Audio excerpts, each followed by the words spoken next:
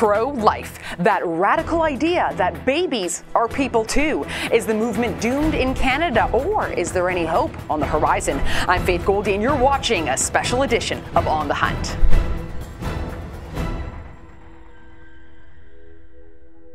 There has been 5 Democratic debates. The media has not asked them a single question on abortion. And on abortion, the Democrats are extremists. Why doesn't the media ask Hillary Clinton why she believes that all abortion should be legal, even on the due date of that unborn child? Why don't they ask Hillary Clinton why she believes that partial birth abortion, which is a gruesome procedure that has been outlawed in this country, she thinks that's a fundamental right? They are the extremists when it comes to the issue of abortion, and I can't wait to expose them in a general election. Now, if you're anything like me, watching this GOP race has been a truly punishing process.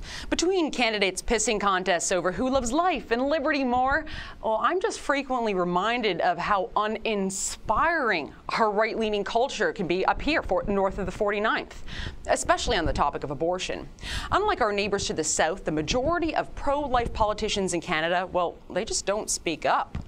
What this is translated to is nearly 50 years since Trudeau Sr. legalized abortion, with not a single incremental win for the pro-life movement up here in Canada. This despite massive gains in support in science. Well, our politicians, well, they get away with the full spectrum, from the silent treatment, that's a majority of them, to our PMs, no pro-lifers in my caucus, abortion extremism. Because frankly, you and me, the majority of Canadians, we're totally ignorant of the status quo. So let's figure that out. I'm going to lay it down for you. Here, no religion, no politics, just the abortion facts. In Canada, there are zero abortion laws. It is therefore legal to get an abortion at any point during a pregnancy, for any reason, right up until the moment of birth. That puts us in an antsy-wantsy, a tiny little group of only 3 countries with zero abortion law. Us, China, and North Korea. That's some great company, Canada. Yeah, in this country, sex selection abortion, yeah, that's also legal. And abortion of children because of disabilities or medical issues, also totally legal.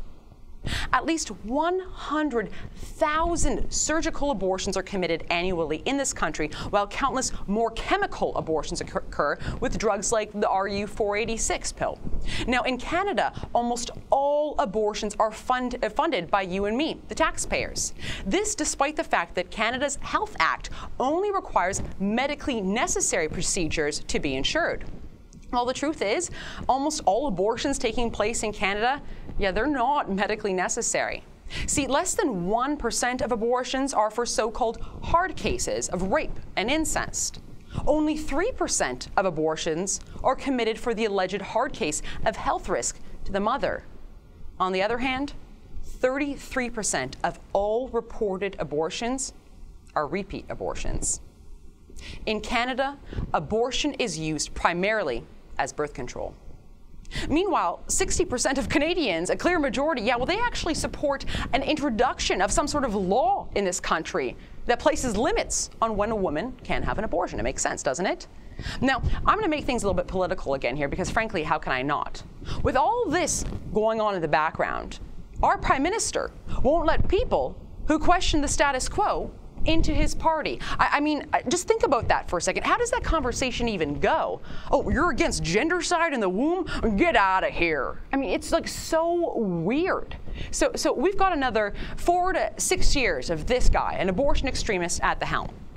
Meanwhile, pro-life movement, here I'm talking to you. I hope you're working on something. I'll be at March for Life this year, and I'll be at the defund rallies. But hell, it has been 50 years. How many more marches? How many more protests until you start actually gaining ground in this country? Here's an idea. Get involved in our own leadership race north of the border. Find a candidate who is on side with science and is prepared to unleash a can of intelligent whoop-ass, frankly, on any journalist or opposition who is led by a spirit of feelings, reminding them instead of the cold, hard facts in the Great White North.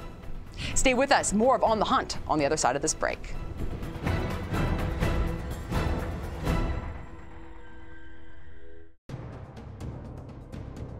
I love Alberta. I've lived here my whole life and I'm proud of it. I'm proud of our free market, pro-business, low-tax, do-it-yourself attitude. And now, I'm watching my province get destroyed. We've all had hints of the NDP's radical views in the past, but no one actually thought they'd ever run this province. Not even them. And now they are. And the worst is yet to come. I give my sad forecast for Alberta in my new ebook, The Destroyers, Rachel Notley and the NDP's War on Alberta.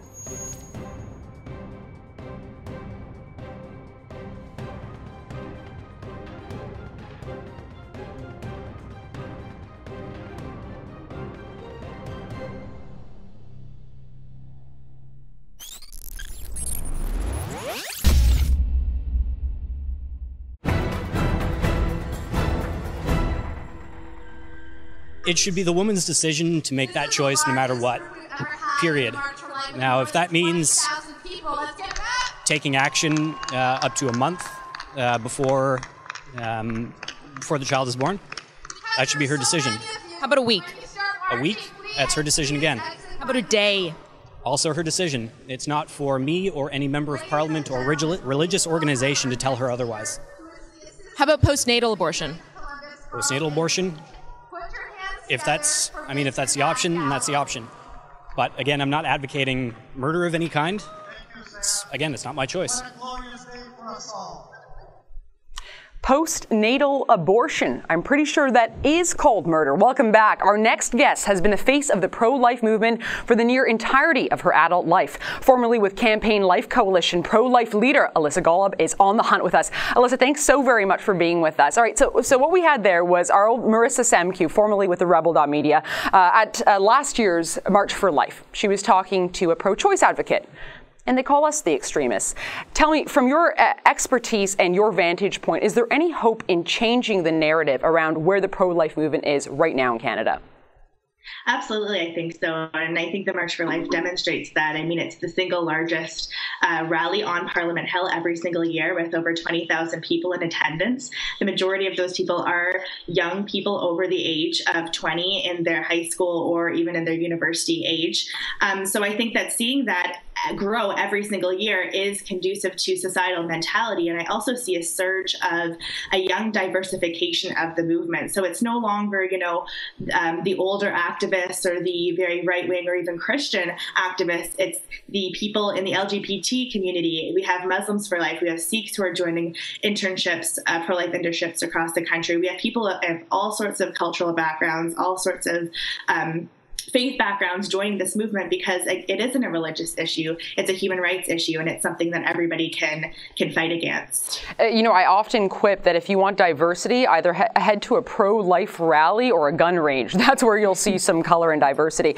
You talked about the majority of people in societal mentality. I want to share with our viewers, according to an Angus Reid poll, this is a recent one, 2013, 51% of Ontarians, so in this province, greater number that support any provincial party to date, oppose the status quo of forcing taxpayers to finance all abortions for any reason. What, in your view, Alyssa, is the cause for this disconnect between popular opinion and our political culture? I think there's a sort of cognitive dissonance. People don't think that the abortion issue can really be changed in the political spectrum. Therefore, they don't translate it politically. When that's, in fact, I think the number one way that we're ever going to see a difference in our society. It's getting those well-rounded pro-lifers involved in running for office. It's getting a grassroots movement that's large enough to affect any nomination or election, getting them in the House of Commons, and with the upcoming leadership race for the Conservative Party, electing a pro-life leader, because that could be the prime minister for 10, 20 years, and they can affect the outcome of not only their own party, but also in the Senate. So I think that people need to translate that whole pro-life mentality into accepting that a unborn child is a human being, and then translating that politically so we can see some victories in our country. Okay, I want to stick with this idea of the leadership, because it's no secret that our prime minister has banned pro-lifers, despite, I think, one of them being grandfather John McKay, from his party, from his caucus, proudly wearing that on his sleeve. How important is this next leadership? And here I want you to think about the folks who have already dropped their name or that there are murmurs. Is there anyone who stands out with you as perhaps a possible friend of the pro-life movement going forward? Well, because no one's made an announcement officially, I'm not going to speak to names, but I am going to speak to the importance of electing a pro-life leader for the Conservative Party, regardless of whether you vote Conservative in the past or maybe you let your leadership or your membership expire. It is very important to get involved in this race because, like I said, this could be the Prime Minister for the next 10 to 20 years. That Prime Minister will appoint senators, and they need to be pro-life in order to pass any type of pro-life legislation. So I would suggest that anyone and everyone who cares about this issue buy a membership and vote in the upcoming leadership election. I think that part of the lack of political will to stand up for pro-life values, because frankly they're pro-science, like you said, like God does not need to play a role here. Whether you're an atheist, you're a Hindu, you're a Muslim, you're a Jew, you're Christian, none of that matters. This is about science, this is about facts, and this is about our legislation being way behind the times. I think that part of the reason why we haven't seen a political shift is because of either lack of knowledge or frankly lethargy on the political class's part. So with your permission, I'd like to undergo a bit of a test here, because I think what we need to do is we need to prepare our leaders to answer the questions that we know they're going to get if they're going to out themselves as being pro-life. They shouldn't be ashamed of it, but they certainly should be equipped for it. So you mentioned the fact that fetus, zygote even, is human life. Some folks are going to say it's just a blob. How do you answer that? Well, you're just a blob of tissue, Faith. I'm just a blob of tissue. We're all clusters of cells, but it doesn't mean we're any less human. Science has repeatedly proven in any textbook that life begins at conception. That is when a new human life, we're whole, distinct, we're an individual person. And because of that, shouldn't all humans have human rights? That's fundamentally what it comes down to. And if you do believe in human rights, then you should also agree with the human rights for the preborn. Yeah, absolutely. Now the next question that they're going to say is, well, it's my body, it's my choice. I'm the woman, I'm the one who's going to be carrying this. How do you answer that? Well, because the fetus is a distinct, living, and whole human being, it is a separate entity from the mother. So if I was pregnant and my fetus was male, it doesn't mean that I automatically turn into a male as well, because that fetus is my body. They're separate entities, separate genders. Therefore, both should have equal human rights, and the most fundamental of all human rights is the right to life. Separate DNA, separate blood type. We're talking about a separate heartbeat by 5 weeks. I mean, folks, it's, you can be pro-choice, but it's pro-choice for 2. Finally, women will die in unsafe back alley abortions if we put any legislation around this whatsoever. How do you respond to that? Well, I mean, just because some people may die in something that is illegal doesn't mean that the answer should be to legalize it and make it safe, because there's no such thing as a safe abortion. In every abortion, an unborn child is dismembered, it's suctioned out, it's poisoned, or whatever the procedure may be. So just because a husband may be beating his wife and hurts his hands in the process doesn't mean that the government should then give him boxing gloves so that it will be safer for him. Just because somebody is hurting themselves in the process of hurting somebody else doesn't mean the government should make it legal. So both the human and the woman should have equal human rights. And instead of giving $80 million or spending $80 million of taxpayer money to fund abortions, why don't we spend that money on providing women with alternative life-affirming choices? And I will add to that prior to the full legalization here in Canada and even south of the border, that the majority of abortions were still being performed within physicians' offices. It's a bit of a myth that they're going to be happening in back alleys concocted by the pro-abortion industry.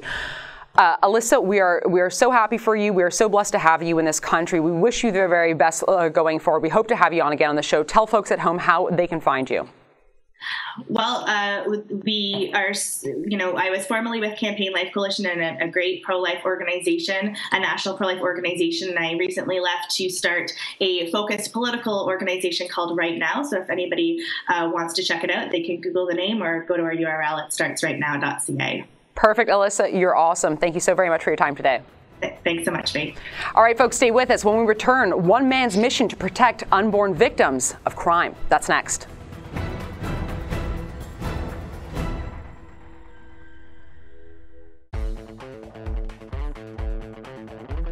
Looking for the perfect gift? Did you know the Rebel.media has a store? Make a statement with a t-shirt. Have your morning coffee in a Fearless Travel coffee mug. There's even an Ezra Levant bobblehead. It's a one-stop shop for the perfect gift. And don't forget to pick up something for yourself. Go to therebel.media/store to find out more.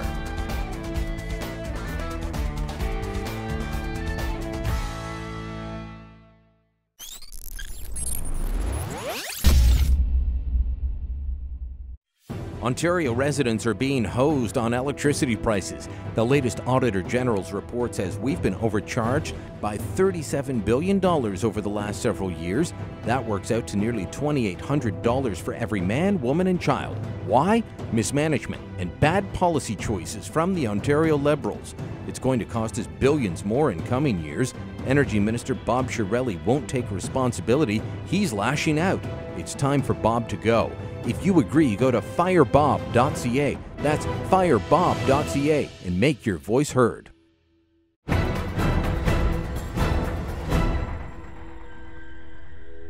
Welcome back. Our next guest has a heart-wrenching story behind his activism for the unborn. Jeff Durham is on the hunt.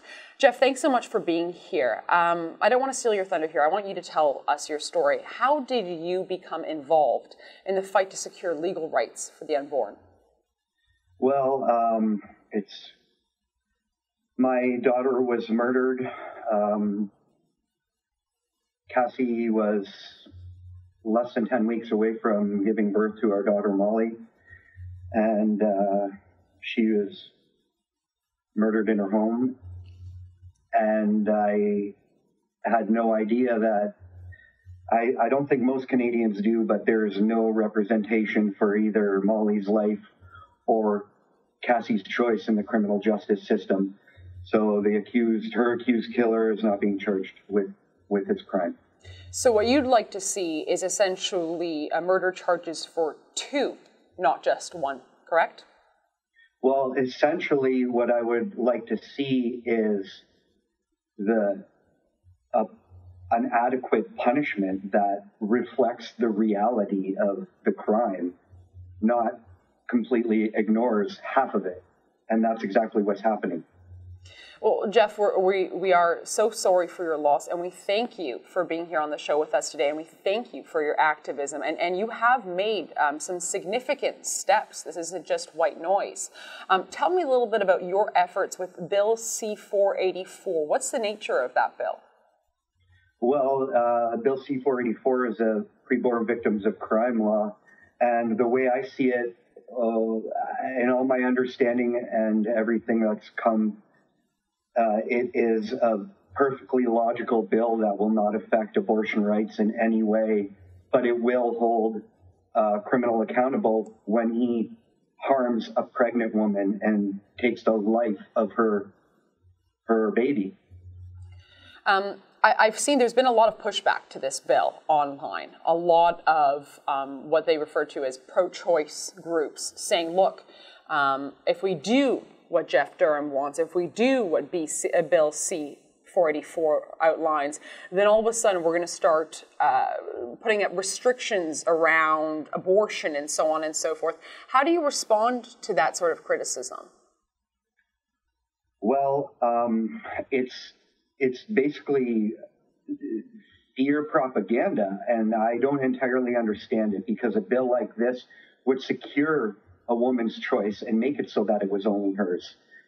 So I do not understand why either pro-life or pro-choice would be against a logical, decent, moral law such as this that offers a woman protection when she needs it most, exactly when she needs it most. Jeff, there are a lot of women who are part of the pro-choice movement who say, who would like to see minimal, if any, male voices involved in the discussions around life and the unborn and abortion.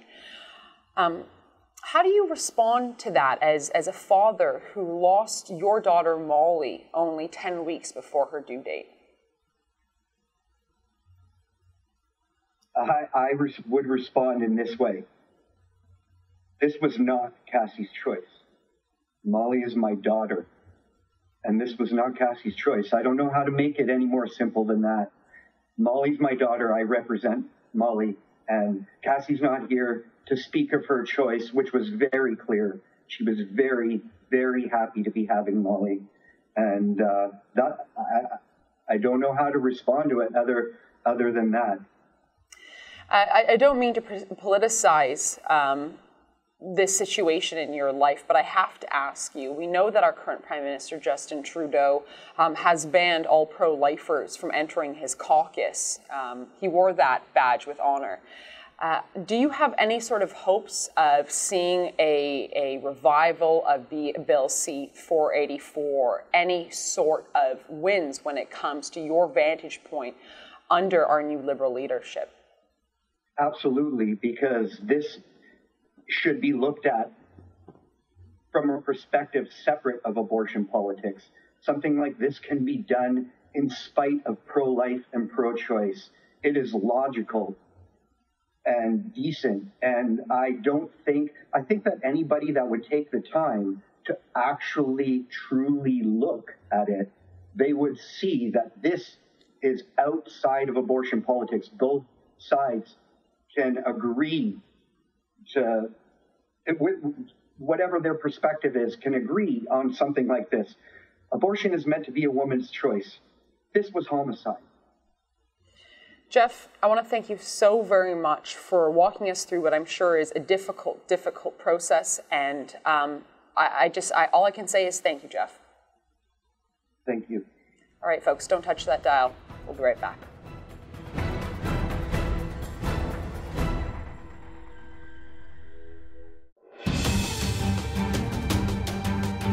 So open-minded that the brains have fallen out. What's the point that you're making? The point that I'm making is that if you're going to propose a massive overhaul to the way the economy is developed in terms of carbon tax, cap and trade, other forms like that, it helps to have some science that is in fact settled.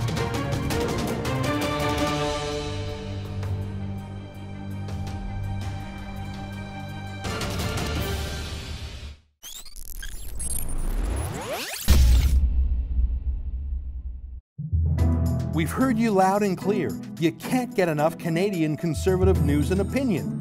Why not check out our blog? It's all your favorite conservative bloggers together on a page called The Megaphone.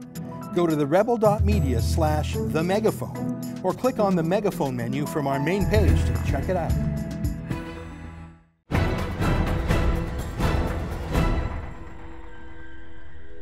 All right, folks, before we let you go, your quote of honor this week belongs to founding father and third president of the United States of America, Thomas Jefferson. The care of human life and happiness, and not their destruction, is the first and only object of good government. Between lawless, state-funded abortion and euthanasia on our very near horizon, how far we have strayed, Mr. Jefferson. All right, folks, let us know what you thought about today's show. Here's how you can get in touch with me or some of our team. Faith@therebel.media, as well. You can hit me up on Twitter @FaithGoldie. That is it for this week. Until next Thursday, God bless. And remember, we've got your six.